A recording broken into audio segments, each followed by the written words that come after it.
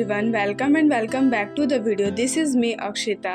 So guys, तो class 9 आधा ख़त्म हो चुका है और ख़त्म होने वाला है कुछ लोगों के लिए, बिकॉज हमारा हाफ ईयरली एग्ज़ाम आ रहा है। तो हाफ ईयरली के बाद हमारा क्लास 9 आधा ख़त्म हो जाएगा, फिर आधा के बाद से स्टार्टिंग होगी।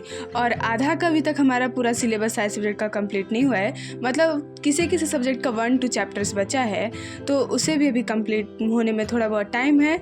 एंड फिर अभी हमारा हाफ ईयरली भी बहुत ज़्यादा नज़दीक आ चुका है। तो सबसे पहले हम लोग स्टार्ट करते हैं जोग्राफ़ी से। तो जोग्राफ़ी में अभी मुझे लिखना है नोट्स चैप्टर 4 क्लाइमेट का। वैसे एसएसटी में सारा चैप्टर ख़त्म हो चुका है, जितना तक हाफ ईयरली का है वो सारा ख़त्म हो चुका है, सिर्फ जोग्राफ़ी के अलावा। तो सबसे पहले भी हम लोग जोग्राफ़ी का करेंगे, और ये भी आज हमारे क्लास में लास्ट वाला जो टॉपिक था वो आज ख़त्म हो गया। बस आज हमें क्वेश्चन आंसर करके कल लेके जाना है स्कूल में। एंड टुमारो कल से मेरे स्कूल में जो है एसएसटी का टेस्ट स्टार्ट हो जाएगा।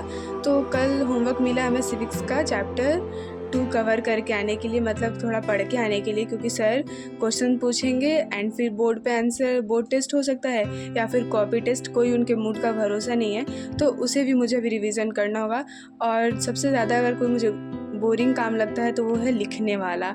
तो मुझे लगा था कि इस बार हाफ ईयरली से मतलब 1 मंथ पहले तक ही मैं सारा अपना लिखने वाला काम कंप्लीट कर लूँगी, बट ऐसा नहीं हुआ। तो अभी सबसे पहले मैंने जोग्राफ़ी का नोट्स किया। जोग्राफ़ी तो ठीक है, इसमें ज़्यादा लिखना भी नहीं पड़ता है और ये थोड़ा इजी भी सब्जेक्ट लगता है मुझे। बट हिस्ट्री का मतलब ऐसा था कि सर ने हमें हिस्ट्री पहले कंप्लीट करा दिया था, ये बहुत अच्छी चीज़ थी। वरना फिर अभी तक हिस्ट्री का जो क्वेश्चन आंसर वगैरह करने में बहुत ज़्यादा टाइम लगता है, बिकॉज हिस्ट्री का चैप्टर्स बहुत बड़ा है। एंड फिर अभी मैं सिविक्स का चैप्टर 2 रिवीजन करने वाली हूँ, जिसमें काले और गोरे लोगों के बीच में इतना ज़्यादा डिफरेंसेस होता था पहले के टाइम पे, रियली मुझे अभी पता चल रहा है। मतलब जो थोड़े काले लोग थे उनको थोड़ा अलग सारी चीज़ें थी उनके लिए, एंड फिर वाइट पीपल के लिए अलग सारी चीज़ें थी। बेंचेस भी अलग थे, हॉस्पिटल्स भी अलग थी, यहाँ तक कि स्कूल भी अलग था। बताओ उस टाइम के लोग कैसे अपनी लाइफ को स्पेंड करते होंगे। मतलब मैं यही चीज़ सोचती हूँ, हर चीज़ अलग, वाइट के लिए अलग एंड ब्लैक के लिए हर चीज़ अलग। और जितने भी सारे डिफ़िकल्टीज़ प्रॉब्लम्स होते थे वो सारा ब्लैक पीपल को ही फेस करना पड़ता था। और उस टाइम ऐसा था कि ब्लैक पीपल जो थे वो लीडर भी नहीं बन सकते थे मे बी।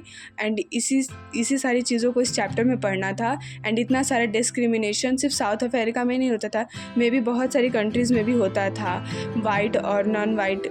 यहाँ तक कि वाइट के लिए सारी चीज़ें अलग थी, नॉन वाइट के लिए सारी चीज़ें अलग थी।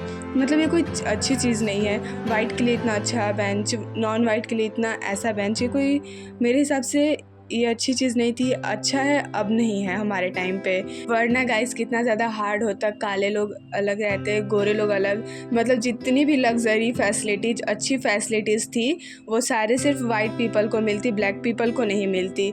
ये मेरे हिसाब से सही नहीं है, ये बहुत ज़्यादा गलत है। अच्छा है हमारे टाइम पे नहीं है ये सारी चीज़ें, एंड थैंक्स टू गॉड ये सब हमारे टाइम पे नहीं है। एंड फिर उसके बाद मैंने भुट्टा को पकाया, क्योंकि मुझे कुछ और अभी मतलब मेरा मन नहीं कर रहा था खाने का, तो मैंने सबसे पहले भुट्टा को ही पका के खाया था। एंड फिर मैंने उसके बाद फिज़िक्स का चैप्टर 2 रिवीजन किया, मतलब इसी तरह शॉर्ट समरी। ये मुझे मेरी फ्रेंड ने बताया था कि जो सनलाइट स्टडी हैं वो मतलब साइंस भी पढ़ाते हैं शॉर्ट समरी, मतलब जैसे एग्ज़ाम के टाइम बहुत ज़्यादा आप नज़दीक हो तो इनसे रिवीजन कर सकते हो। तो मैंने भी इन्हीं से रिवीजन किया, और ये साइंस भी पढ़ाते हैं, मुझे अब पता चल रहा है इतने दिनों के बाद।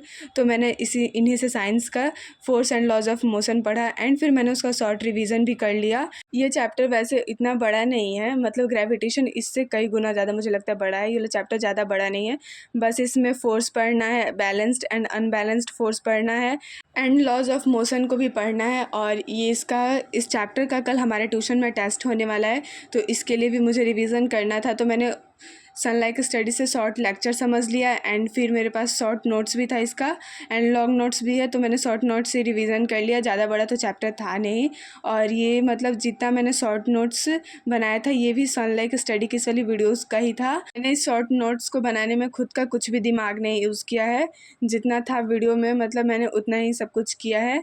एंड मुझे भी बहुत सारा रिवीजन करना है एग्ज़ाम का, क्योंकि अभी हमारा एग्ज़ाम बहुत ज़्यादा ही पास आ चुका है। ठीक है गाइज़, बाय, मिलते हैं आपसे अगले वीडियो में, बाय।